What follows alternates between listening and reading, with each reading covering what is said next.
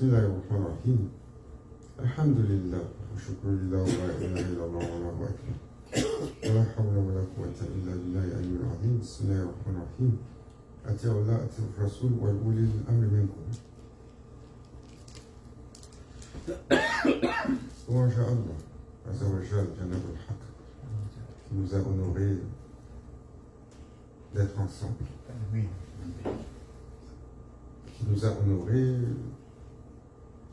de pouvoir, la journée de Jumu'ah, s'asseoir quelques minutes pour la mention du nom d'Allah et la louange au bien-aimé Sayyidina Muhammad Abdallah Salatu Wassalam.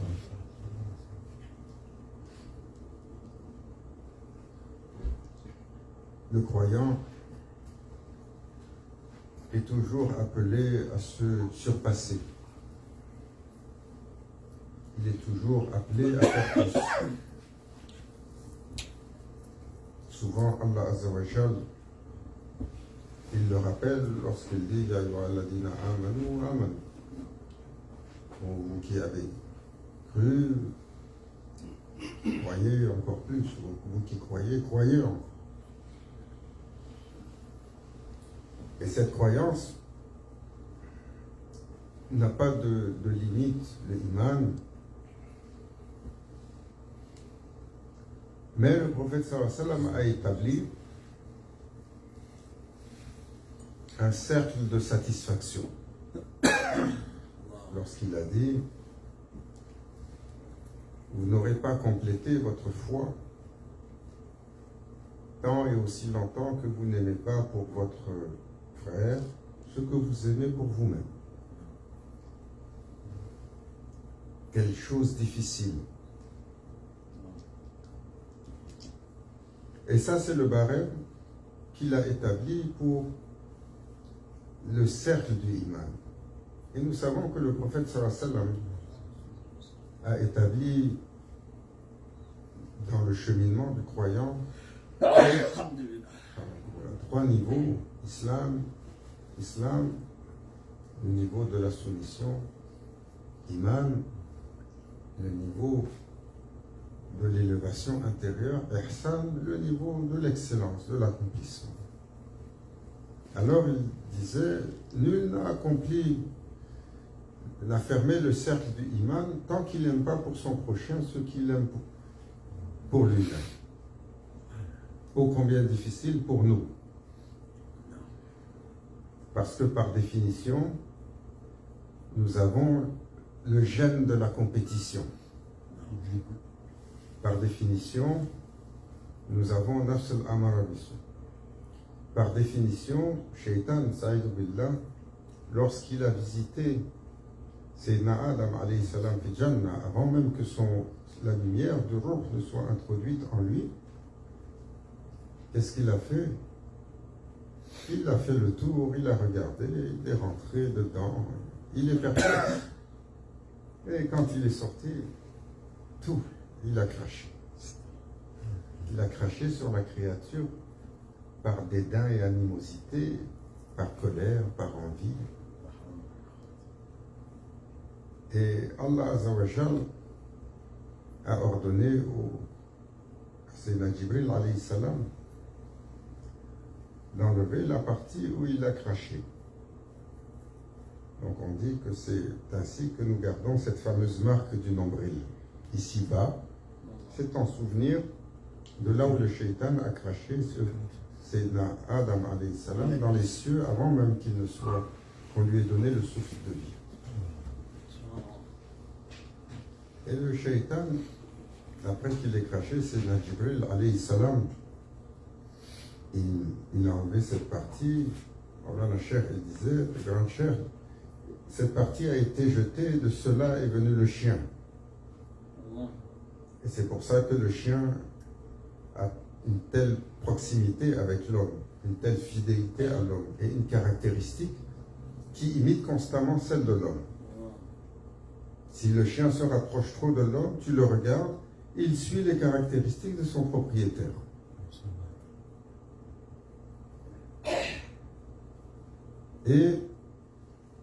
Mais est resté à l'intérieur de Sayyidina Adam alayhi salam les traces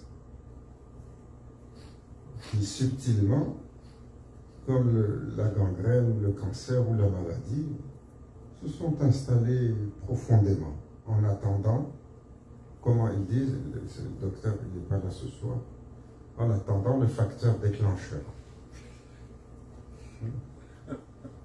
Souvent, c'est ce qu'on nous dit aujourd'hui, les maladies sont latentes, elles s'installent jusqu'au jour où, un coup de froid, une faiblesse, le niveau de immunitaire baisse, et là la maladie se déclenche ou se propage. Même chose.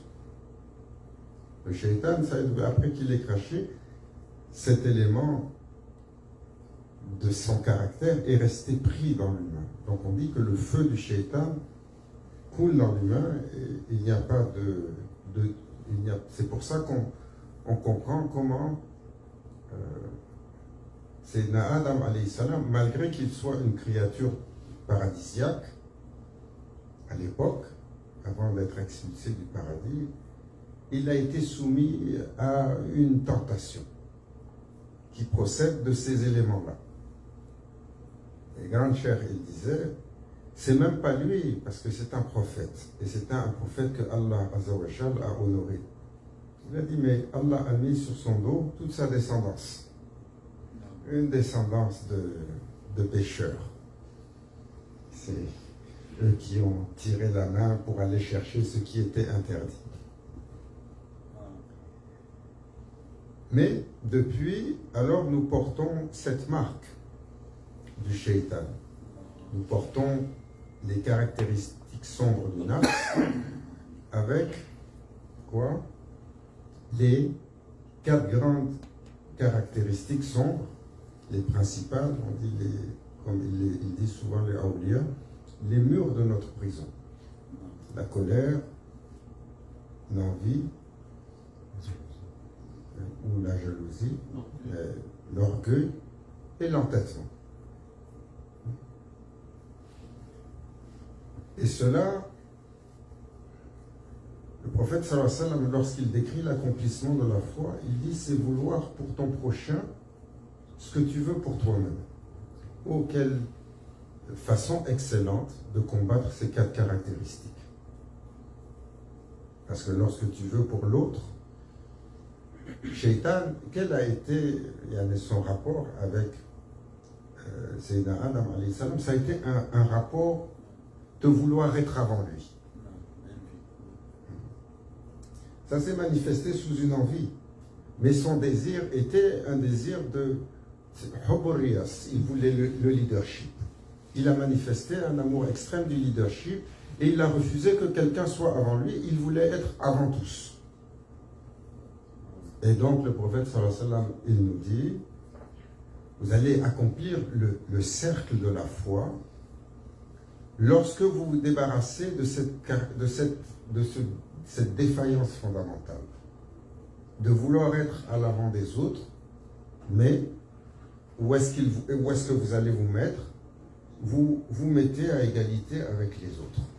Vous voulez pour les autres ce que vous voulez pour vous-même. Donc vous n'êtes plus dans cet esprit de compétition d'être avant. Vous n'êtes plus dans cet esprit envieux. Vous n'êtes plus dans cet esprit de rébellion parce que les autres sont plus. Vous n'êtes plus dans cet esprit de colère vis-à-vis de une situation qui vous a mis dans la défaveur de l'autre. Mais, alhamdulillah, le prophète sallallahu alayhi wa sallam, lorsqu'il a parlé de l'accomplissement, il a dit l'accomplissement de la foi.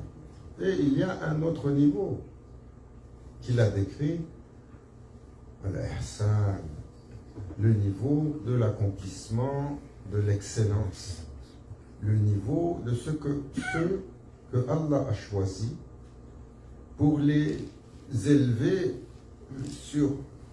vers lui. Alors, comment on voit les gens de Ihsan? Ce sont les gens qui ne veulent pas pour les autres ce qu'ils ont pour eux-mêmes. Ils feraient tout pour s'assurer que tout le monde est sauvegardé, même s'ils doivent être le dernier, et ils doivent sacrifier leur stature pour être en avant. C'est comme ça qu'on a connu l'excellence du prophète sallallahu alayhi wa sallam. Comment il va sacrifier tout ce qu'il a un jour pour que les derniers des derniers puissent être escapés. Mawlana Cheikh Hicham, il nous contait cette histoire de grande cheikh où le prophète sallallahu alayhi wa sallam, alors, quand il va voir la dernière garde de ceux qui n'ont pas été admis, il va dire, Ya Rabbi, pour ma umma, pour tous ceux et celles de cette umma qui n'ont pas pu rentrer ou qui sont défavorisés ou qui n'ont pas assez, accepte que je donne ma part, mon âme.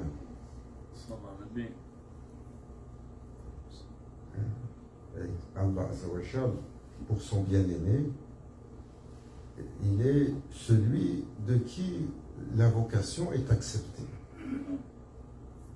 Ce sont les gens dont le doigt est maqboul, et la couronne de ces gens-là, c'est le prophète sallallahu alayhi wa sallam. Il n'y a pas plus aimé chez Allah, il n'y a pas plus élevé, et il n'y a pas plus éligible pour être accepté sur son doigt. Et Grand Cheikh disait, Allah va accepter son doigt pour sauver, élever tous ceux qui sont moyens, tous ceux qui sont médiocres, tous ceux qui ont échoué, tous ceux qui sont recalés. Son amal va être distribué. Et il va se retrouver sans rien. Et Allah Azzawajal va faire intervenir un kalam qu'on appelle, Grand Cheikh disait, kalam al-Qudra. Un kalam, une plume dotée d'une puissance céleste, et Allah Azzawajal va doter d'un support de sa puissance en disant, maintenant, Bismillah, par le nom d'Allah, écrit par la puissance qui t'a été accordée pour mon bien-aimé, du désir de ton Seigneur, des récompenses et des amal au-delà de toutes les attentes. Et on sait de Sayyidina Abu Bakr al-Sadiq, radiallahu anhu, le noble compagnon du prophète sallallahu alayhi wa sallam, son fidèle compagnon, et qui va lui succéder dans la tête des musulmans. On sait de lui qu'il a fait cette invocation, où il a dit, Ya Rabbi, tu as créé Jahannam, tu as créé l'enfer. Et il doit y avoir des habitants pour cela. Fais-moi rentrer d'abord, avant tous. Et fais que je sois si grand dedans qu'il n'y ait plus de place pour quelqu'un d'autre pour rentrer.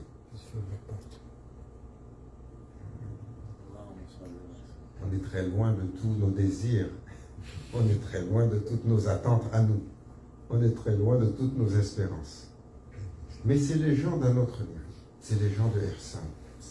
C'est les gens qui ont dépassé même l'accomplissement de leur foi et qui sont arrivés au stade où ils se voient en sacrifice pour que les autres arrivent. Comme il a été Sayyidina Shah al-Naqshband, lorsqu'il a fini son éducation avec son cher, qu'il avait mis sur trois épisodes de cette année, il est revenu à son cher brisé en disant « Allah m'a révélé le secret de toutes choses créées et le bienfait de toutes choses créées. Et j'ai vu l'utilité de chaque créature. Mais j'ai trouvé la plus inutile des créatures, ô mon cher, ton serviteur. Je n'ai pas trouvé plus inutile que cette créature dans toutes les créatures que Allah m'a données de vous. » Et il était sincère dans ce qu'il a dit. Et cela a valu à Sayyidina Cheikh Amir Ghulam, son cher, d'avoir, on dit, la présence du prophète sallallahu alayhi wa sallam qui a dit c'est assez. C'est assez, il est complet. Donne-lui son amana. Élève-le dans son secret.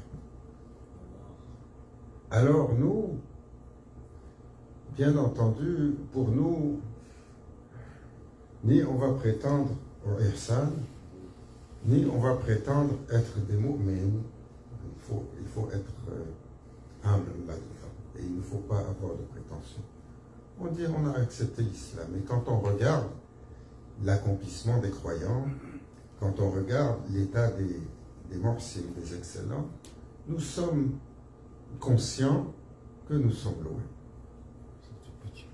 Nous sommes loin dans ce que nous voulons les uns pour les autres. Mais nous devons nous en servir comme exemple. Toujours avoir pour notre prochain cette prédisposition de vouloir pour lui le khayr. Même s'il rentre et il marche de façon bancale. Même si nous voyons que son caractère, il est nous. Comme nous, mais chez lui peut-être ça se manifeste de façon plus intense. Il faut se convaincre qu'il est là, donc il a une chance. Il est là, le cheikh l'a invité. Il est là, il est sous bonne garde. Nous ne connaissons pas le scénario des Awliya. Qu'est-ce qu'il disait Maulana Cheikh Nazir? Il disait, quand un étudiant vient à nous, nous avons chez le prophète sallallahu alayhi wa sallam une autorisation. Et parfois la destinée des gens, elle est vacillante. Des fois au début ils arrivent, ils sont fervents. Et un jour ça se relâche un peu. Et il y en a qui partent, mais ne partent pas simplement de l'assemblée du cheikh. Ils s'éloignent même de la pratique. Parfois, ils s'éloignent de la religion. Et qu'est-ce que Maulana Cheikh Nazim Qaddasallahu disait? Il disait, nous avons cette autorisation, même si leur destinée est ainsi. Nous les tenons parce qu'ils sont venus et nous avons un droit. Alors nous tenons une corde avec eux. Et quand il reprend son état naturel sur lequel il est venu, parce qu'il a relâché sa discipline, où il n'est pas forcément arrivé sur la bonne disposition ou la bonne intention, et qu'il s'éloigne, quand vient le temps, nous tirons sur la corde. Vous avez vu les rodéos avec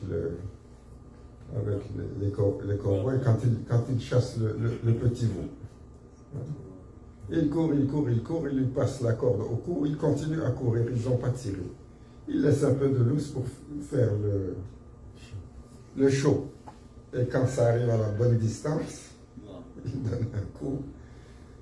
L'animal s'arrête, il lève les pattes en l'air et il l'immobilise. Même chose, il disait le chef. Quand vient le temps, nous tirons sur la corde. Et celui qui croit qu'il est allé s'amuser aux limites, on le ramène tranquillement. Si ce n'est pas de son vivant, nous avons une autorisation et nous avons une intercession, même pour les 7 dernières respirations. Et là, cela appartient à leur domaine, de savoir comment ils sont capables d'interférer à ce moment-là, de dilater à ce moment-là le temps et d'ouvrir un scénario qui leur a été permis par leur Seigneur pour amener les gens à bon port. Donc, sous le regard de tant de choses qu'on a entendues de nos chers sur la méthodologie des Awliya, il faut toujours garder sur notre voisin ou notre prochain un grand espoir. Peut-être je sais, peut-être il y a quelque chose que je vois. Si tu le vois faire une erreur, ou tu le vois sur une prédisposition étrange, qu'est-ce que tu dis? Qu'est-ce que le prophète sallallahu alayhi wa sallam a dit? Trouve juste 70 excuses. Nous, on est prompt à ne pas trouver des excuses. On est toujours prompt à trouver des accusations. On est comme ça. Première, on va tout de suite se dire, ça dans le Rasoul de l'islam, dans la charia, c'est pas acceptable. Après, ça dans les principes de tariqa aussi, non, c'est pas acceptable. Spécialistes, on est tous des spécialistes de jurisprudence, de charia, on est tous des spécialistes de adab, et on est capable de faire l'analyse, de toujours regarder, de dire c'est pas acceptable, pas acceptable, pas acceptable, pas acceptable. Comme ils font qui? Et nos amis salafis aussi, avec tout l'amour qu'on a pour eux, c'est dans cette doctrine un peu sèche, on a exacerbé à outrance la possibilité d'exclure au maximum les gens pour toutes sortes de petites fautes. Tout de suite, non, ça c'est de l'idolâtrie, c'est du shirk, ça c'est du haram, ça c'est du kufr, ça c'est de la bid'a. Finalement, si on regarde leur barème, très peu de gens sont éligibles. Très peu de gens sont éligibles. Autrefois, juste si tu avais un portrait de photo chez toi, ça c'était l'inéligibilité pour quoi que ce soit. Ça c'est de haram, tu as mis ça chez toi, tu vas répondre. Voilà, comment vous avez fait pour avoir des passeports? Comment vous avez fait pour avoir des cartes d'identité? Comment vous avez fait pour tenir des billets d'argent avec la photo de votre roi ou de votre raïs imprimée dessus? Vous n'avez pas eu peur que ça vous brûle les mains?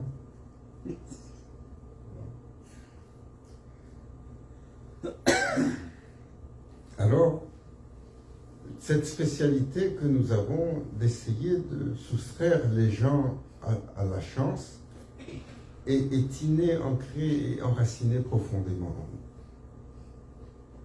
Et Allah jure, et il jure par le temps que l'humain est en perdition. Il a une défaillance caractérielle soumise au temps et au scénario de cette vie qui fait que pas après pas, il a ce potentiel de tomber, de s'égarer. Et le temps joue contre lui. Et les scénarios jouent contre lui. Et que dire d'un scénario plus difficile que le scénario de Akhir al-Zaman.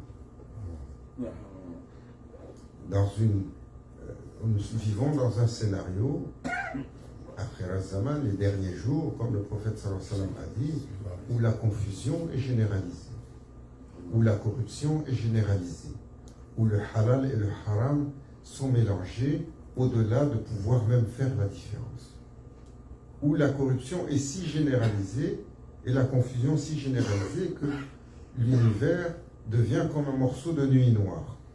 Les gens de Arif Billah, les gens de la connexion verticale, de la connaissance qui procède des cieux, qui connaissent leur Seigneur, ont disparu. Al-Ulema, Ilm a disparu. Il ne reste que des ulema comme des pantins d'un système pécunier.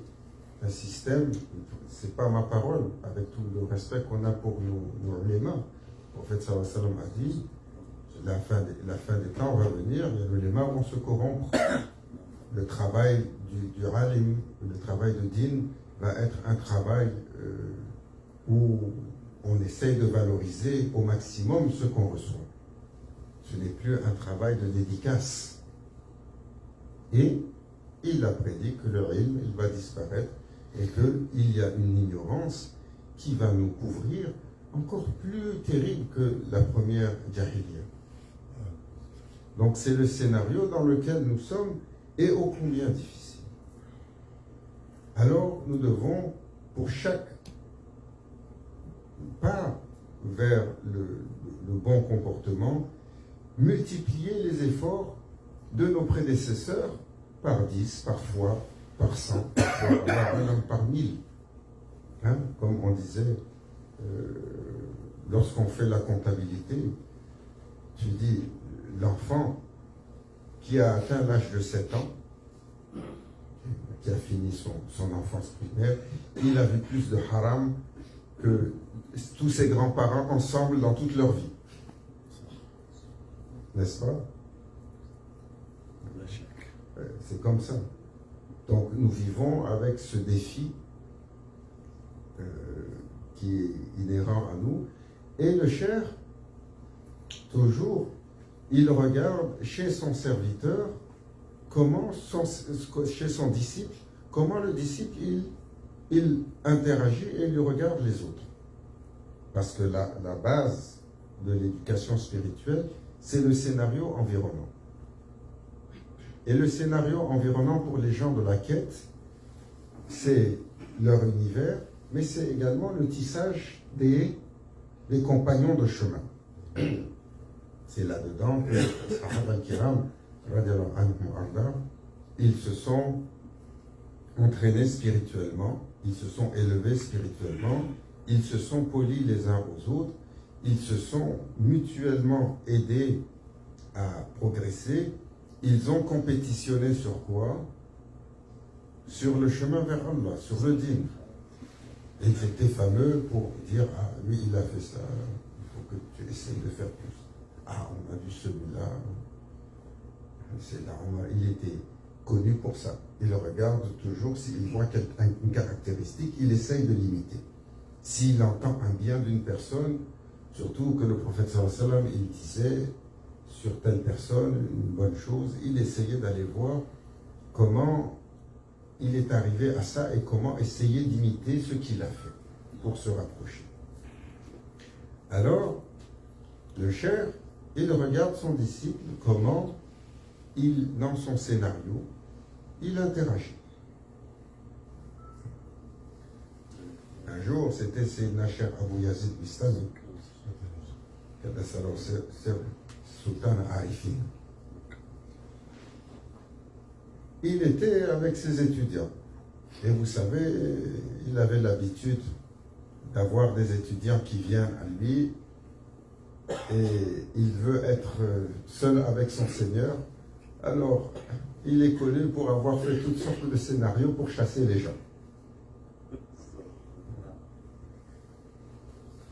Alors, Allah Azza wa Jal, il lui avait mis un état spirituel intense, un jazz, un état d'attirance, hakikat jazz, une attirance de cœur. Et les gens venaient à lui, de tout. Et quand les gens venaient à lui et qu'ils trouvaient qu'il n'y avait pas assez qu'il n'y avait plus d'intimité avec son Seigneur et qu'il était pris avec cela, une fois il a dit, Allah, vous cherchez votre Seigneur, alors tournez-vous vers moi et faites la sajda.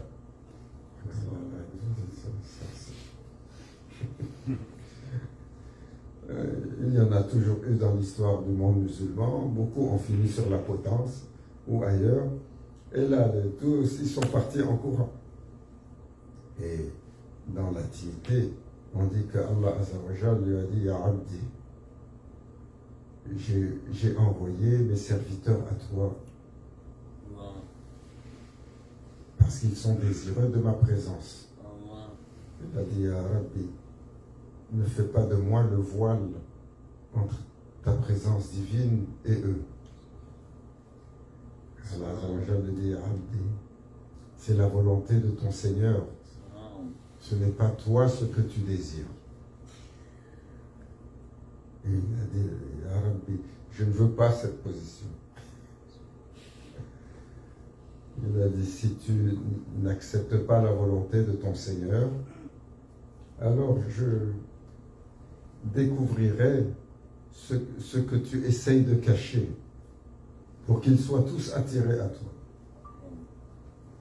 Alors on dit que dans cette intimité avec son Seigneur, il a dit, Ya Rabbi, si tu me dévoiles, alors je leur dirai comment tu es miséricordieux.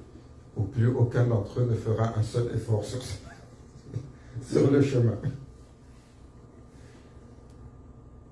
Sayyidina Cheikh Abou Yazid Bistami, il avait encore une fois dans une de ses histoires, vous savez, ces histoires sont réelles. Il a été banni de tellement de villages. Comme une fois, on l'a laissé pour mort, ils avaient envoyé les gens lui lancer des pierres à propos de ce qu'il disait. Et une fois, il a été entouré de ses étudiants.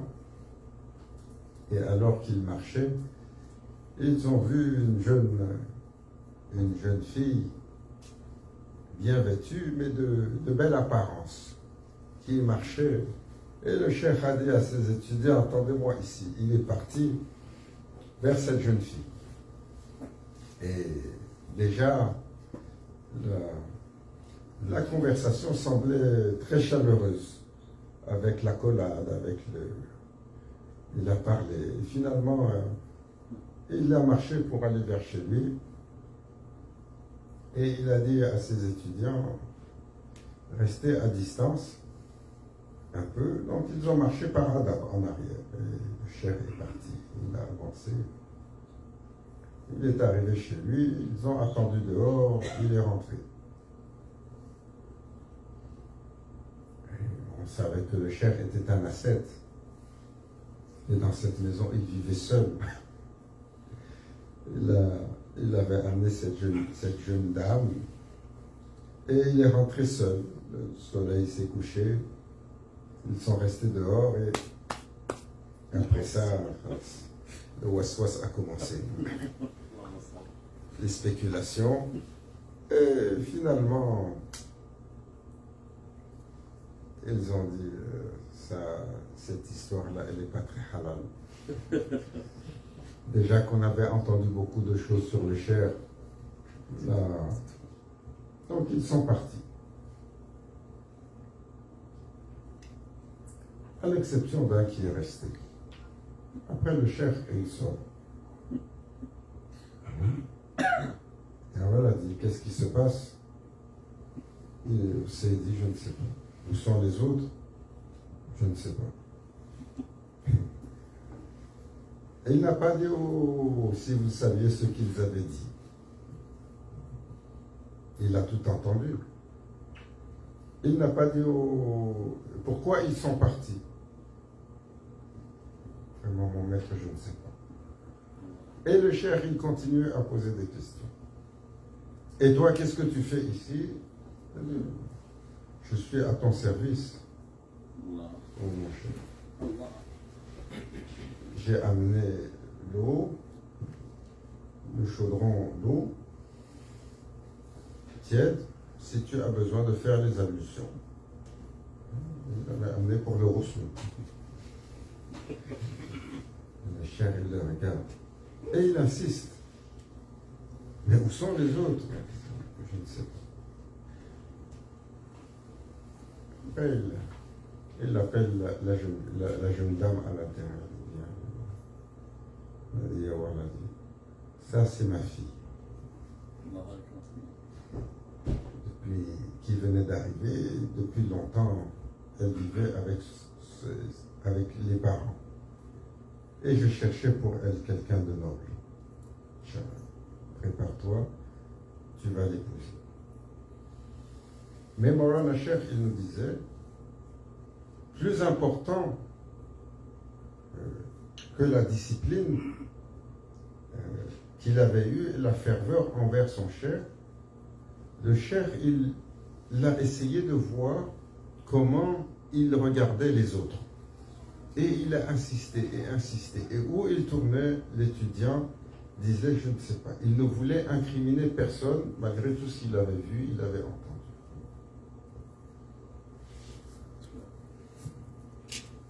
Nous, même si on ne nous a pas questionné, si tu savais ce qui s'est passé, si, mon cher, je tiens à vous informer, comme il a fait cher, voilà, comme il a fait cher Abdul Haq avec Sheikh Ishaq. Il a dit, je tiens à vous mettre, à vous donner l'information pour vous mettre à jour. Qu'est-ce que Maulana Cheikh il a dit? D'abord, ta première erreur, c'est de penser que tu peux nous informer. Ta deuxième erreur, de penser que tu peux aussi nous mettre à jour. Peut-être on n'a pas l'information adéquate. Il a dit, ni on a besoin que tu nous informes, ni on a besoin que tu nous mettes à jour. Ne te donne pas cette prétention. Ces leçons des Awliya avec leurs disciples sont pour nous, pour qu'on en tire une substance sur des caractéristiques défaillantes que nous portons. Aimer son prochain, croire à son prochain est si important. Et si important. S'il vous dit veniez et vous disiez, ceux qui ont connu Maulana Cheikh Nazim, si vous disiez, oh cher, nous avons vu celui-là comme ça, qu'est-ce qu'il disait? Je te crois pas. Quand les gens insistaient, il disait, je te crois pas. Si tu insistais, il disait, ah, moi j'ai vu autre chose de lui. Un jour, un est venu et il a crié, je suis le Mahdi. Ah, ça, chez les étudiants, il y en a 1001 comme ça, hein, n'est-ce pas? Et dans certaines croyances, encore plus.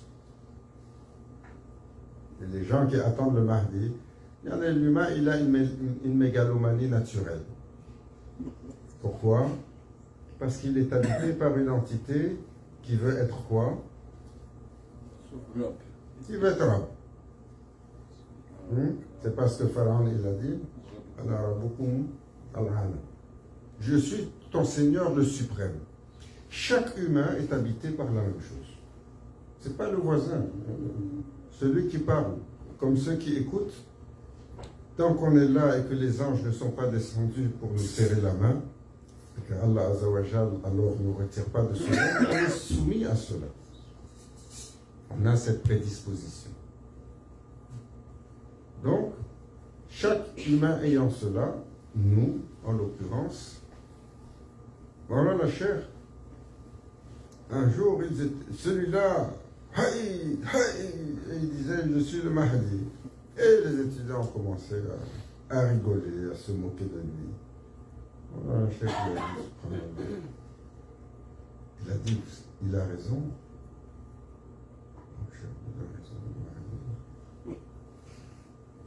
Il a dit, c'est dans le Mahdi alayhi salam, sa création est manifestée. Les Awliya le savent. C'est dans le Mahdi alayhi salam, c'est un océan de pouvoir et de puissance. Sa réalité se déploie. Et comme les Awliya qui sont capables de se déployer, ils se déploient aussi. Et parfois, ils rentrent dans le hal de quelqu'un, même si c'est un instant. Parce qu'il s'est manifesté dans une assemblée, il a trouvé un fakir, un derviche, un majdou ou un miskin qui a le hal propice à recevoir et il illumine quelque chose et celui-là, tout de suite, il est sur le hal. Donc, le Cheikh Nazim qui explique ça. À ces étudiants qui étaient quoi? Tous en train de rigoler, de se moquer de encore un nouveau Mahdi cette semaine. Pour dire, au-delà de votre intelligence, au-delà de votre chose. Faites attention. Faites attention. Grand Cheikh,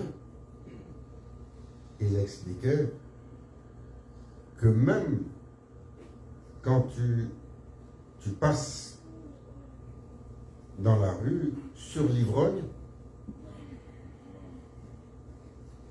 même quand tu passes dans la rue sur l'ivrogne, qui est intoxiqué, de un, qui a le comportement erratique, qui a le comportement parfois disgracieux, qui a le comportement parfois même blasphématoire.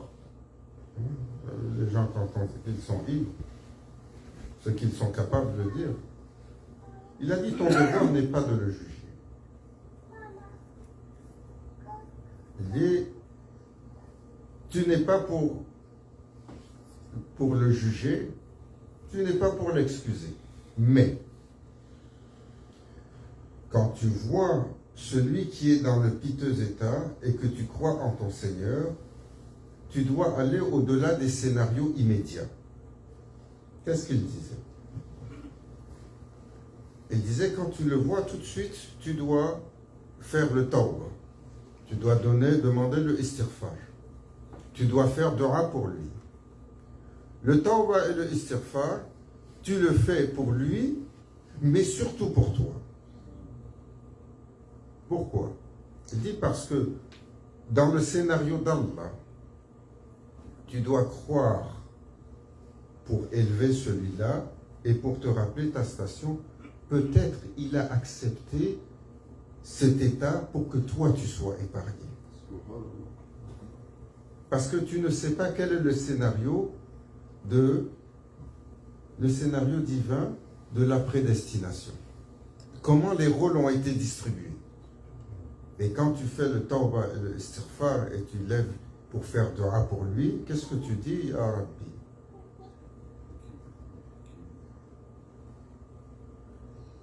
Pardonne-lui parce que tu l'as utilisé pour venir me donner une leçon, pour me montrer ce qu'il ne faut pas faire. Et il a fait le sacrifice d'accepter cette mission. Pourquoi il a fait ce sacrifice? Quand Allah Azzawajal a distribué les rôles, est-ce que nous étions connaissants des rôles? Oui. Est-ce que nous avons accepté les rôles? Oui, en pleine conscience et en pleine connaissance. Alors, ça c'est une mauvaise nouvelle pour ceux qui posent toujours la question, pourquoi?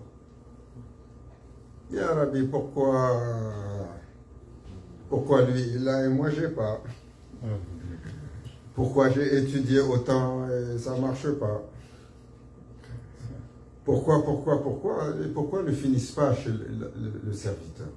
Allah Azzawajal, le jour du jugement dernier, il y avait un sage qui éduquait il était de confession juive. Et il éduquait ses concitoyens et ses co-religionnaires. Il était du Maroc. Comment il s'appelle? Maïmonides. Ah, Ibn Maïmouna. Ibn Maïmouna. Oh, Maïmouna. Et ils lui ont posé cette question. Vous savez, Bani Israël, spécialité. Ils discutent. Allah Azzawajal, il donne des ordres. Quand Sayyidina Moussa alayhi salam, Moïse, il leur a dit il faut aller djihad fi sabilillah, il a dit pourquoi? Nous on est confortable, toi, il faut aller combattre, tu as le pouvoir de ton Seigneur, va te battre. Pourquoi on doit? Pourquoi? Et ils ont gardé ce trait de pourquoi. Alors, du temps de Ibn Maïmouna, ils lui ont posé la question pourquoi? Il a dit où est-ce que vous étiez quand Allah a écrit le scénario? Celui qui a tout écrit, qui a tout scénarisé, vous étiez où? Vous étiez sans existence. Alors aujourd'hui, vous ne pouvez pas dire pourquoi. C'est la prérogative d'Allah. Donc pour nous, la même chose. quand on va venir le jour du jugement dernier, après avoir dit 1001 fois pourquoi, Allah Azza wa Jal nous dira, vous avez choisi quand on a distribué les rôles.